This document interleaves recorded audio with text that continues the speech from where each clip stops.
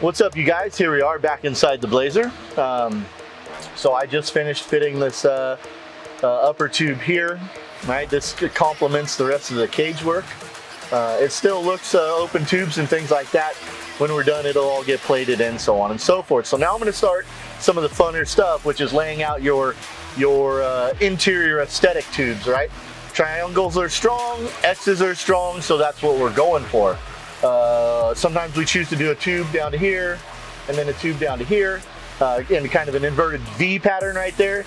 You do that in your race cages. It's not a requirement.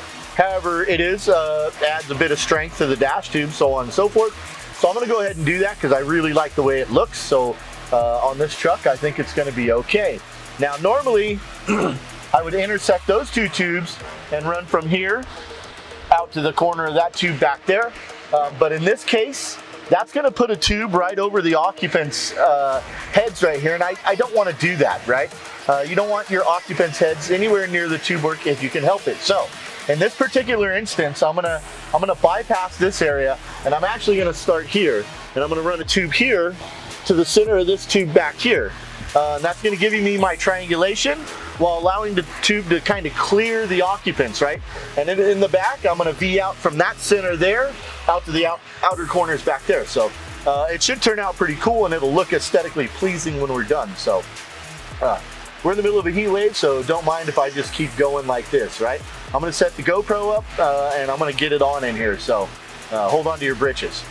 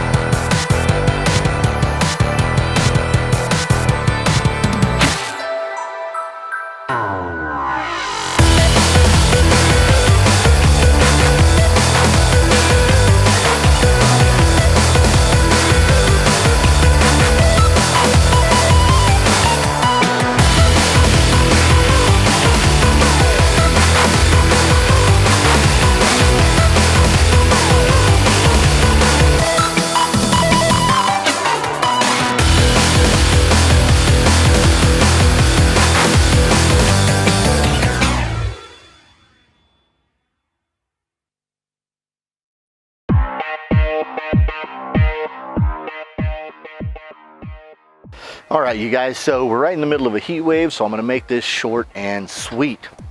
Yesterday I added the rear tubes here to complete the back portion of the roll cage. Just a few minutes ago I made the overhead crossbar here. So now I'm going to start lacing in the tube. Not only a mid rail that will go all the way to the forward of the truck, but I also need to add additional triangulation in the roof mounts here. So I can't express enough how important triangulation is. So you always want to intersect tubes, and when you do intersect tubes, you don't want to have a split between where they land on the other tube, or you cause a shear point. Okay, so those tubes, when you intersect and you triangulate, you need to overlap them just a slight bit. At least the weld itself needs to overlap them to add that reinforcement in that area. So I can't express how important that is. Triangulation and load distribution, right? Load pathing is what we really call it, and that's really important. So we're in the middle of a heat wave, so I'm just going to keep rocking and rolling, so I'm not doing so much talking. So here it goes.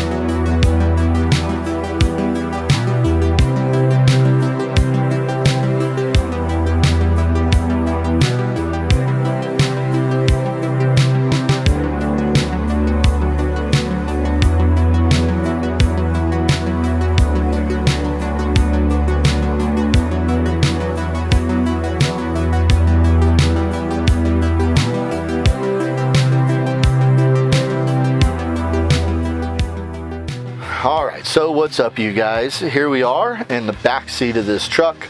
I got you kind of looking up. I wanted to show this intersection right here. So I can't express enough how important it is to actually intersect tubes and add triangulation to your design. Obviously, triangles are strong. But what we have here is in this joint, I have these two tubes right here overlapping each other, right?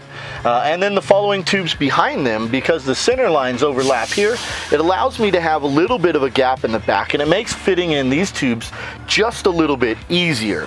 However, the front tubes must overlap each other at least a little bit, if not like a double-sided weld right there. And the reason for that is if you have a gap in the back and a gap in the front, that's a point of shear. So in a catastrophic failure or something of that nature, then it's going to split right there. And I've actually seen some images of trucks that have broken in half because the original fabricator missed that intersection. And it's a difficult intersection. So I've got a tech trick, that I'm going to show you guys, and how to do a captured tube like that, which means that there's no way to move the structure around you. So in order to fit this tube in here, you got to node out the back. Then when you go to finish that on the other side, you put it on the top. You actually save some of your notch droppings to fill that void rather than try to use the cut off piece. I'm going to set up a little tech section and I'll show you guys.